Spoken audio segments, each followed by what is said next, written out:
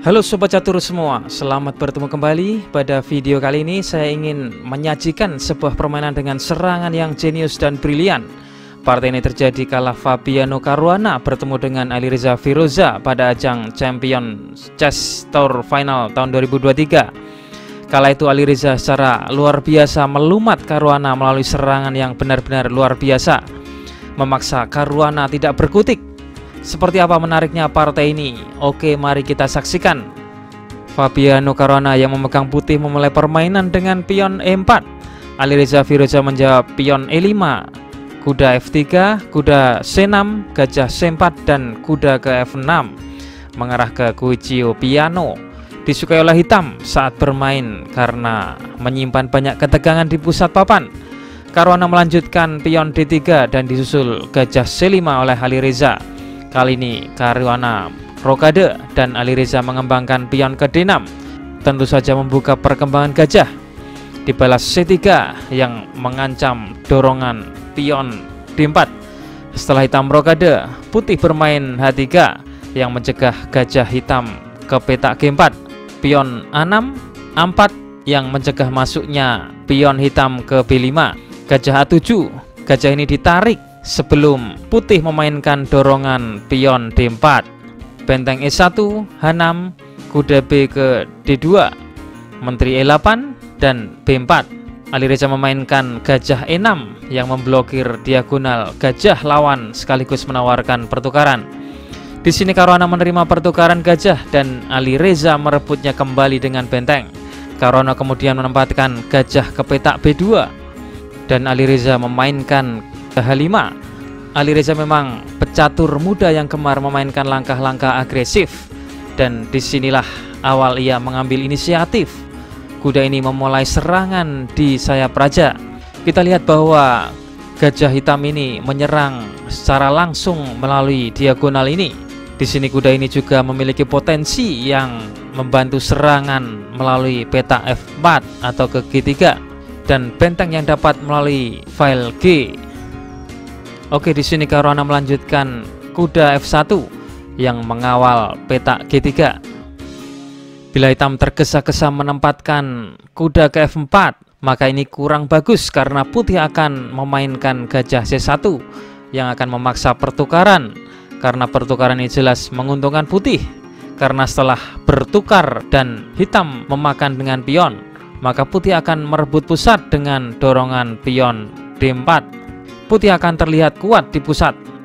Oke, kita kembali. Di sini hitam melanjutkan kuda E7, C4 yang memperkuat pusat dan membuka gajah.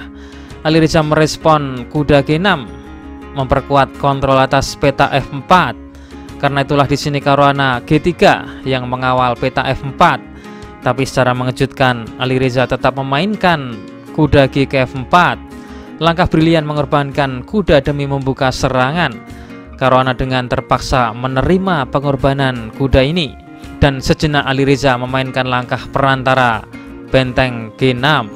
Ini adalah langkah yang sangat tepat, karena apabila hitam tergesa-gesa dengan memukul pion, maka kuda ke E3 dan setelah benteng skak, raja dapat melangkah ke arah tengah. Jauh lebih aman untuk raja ini daripada dia ke arah pinggir. Oke, kita kembali. Setelah benteng skak, raja ke H2. Setelah raja ini terpojok, baru kuda makan pion. Putih memang unggul materi, tapi pertahanannya terbuka menganga di file G. Oke, kuda E3 yang mengawal petak G2. Ada pertanyaan, bagaimana bila gajah makan kuda yang sedang melindungi petak G2 ini? Oke, langsung saja kita analisa. Bila gajah makan kuda, maka pion makan benteng skak yang mengawal pion. Benteng makan kuda, raja makan, menteri masuk makan pion, maka pion akan makan kuda, menteri skak. Hitam akan kalah material dan hitam akan mengarahkan ke permainan menjadi draw. Oke, kita kembali. Di partai aslinya hitam memainkan menteri D7 mengancam pion H3. Jika putih memblokirnya dengan kuda F5, maka pion F2 akan hilang. Karena itulah di sini kuda putih mundur, bermaksud membela pion. Di sini secara berani Firoza kembali mengorbankan kualitas benteng makan kuda. Bila benteng makan benteng, maka skakmat dengan menteri makan pion. Karena itulah raja yang makan benteng. Menteri masuk sambil makan pion. C5 dengan ide memblokir gajah hitam untuk memperlambat tempo serangan hitam. Dibalas H5, sangat penting untuk mencegah menteri putih yang dapat ke G4 yang akan memaksa pertukaran menteri. Sebab jika terjadi pertukaran menteri, maka serangan hitam akan melemah. Rencana hitam sebenarnya sederhana, tinggal menggerakkan benteng ke E8, E6, dan G6, maka akan menciptakan serangan yang kuat. Ditambah menteri dan benteng putih yang pasif, akan sulit untuk masuk secara cepat ke sayap raja membantu pertahanan. Karena itulah di sini putih memainkan benteng E2, mempertahankan secara cepat baris kedua jika terjadi pertukaran gajah hitam dengan kuda putih. Atau jika tidak terjadi pertukaran, menteri putih akan ke F1, dilanjut dorongan pion F3, sehingga baris kedua untuk peran benteng. Memang langkah benteng ini memberikan kemenangan kualitas untuk hitam, tapi ini cukup sebanding jika kuda hitam yang aktif dan berbahaya ini ditukar dengan benteng pasif. Oke, Ali Reza melanjutkan benteng E8 dan dilanjut Caruana menteri F1, menawarkan pertukaran untuk mengurangi tekanan. Ali Reza kuda makan benteng dan menteri memakan kembali. Kemudian benteng maju ke baris ke-6, bersiap masuk melalui file G. Setelah Caruana kuda G2, Ali Reza benteng G6, tentu saja ini mengancam mat. Menteri putih ke F1 untuk melindungi. Ali Reza mendorong pion H4 dengan maksud memindahkan menteri, kemudian mendorong pionnya ke H6 yang akan memenangkan kuda. Benteng C1 dibalas A5 dengan ide melemahkan pion C5. Caruana meresponnya dengan gajah C3. Menteri G4 mengancam pion H3.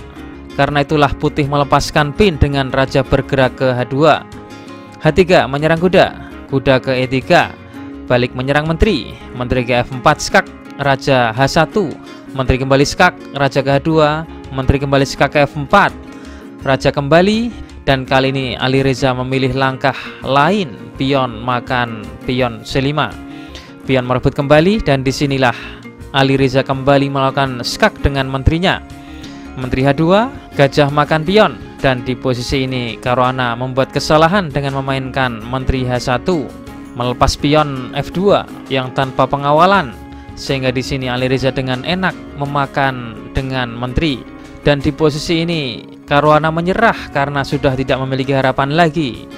Karena bila ditutup dengan kuda, tetap saja akan kalah dengan skakmat dengan menteri.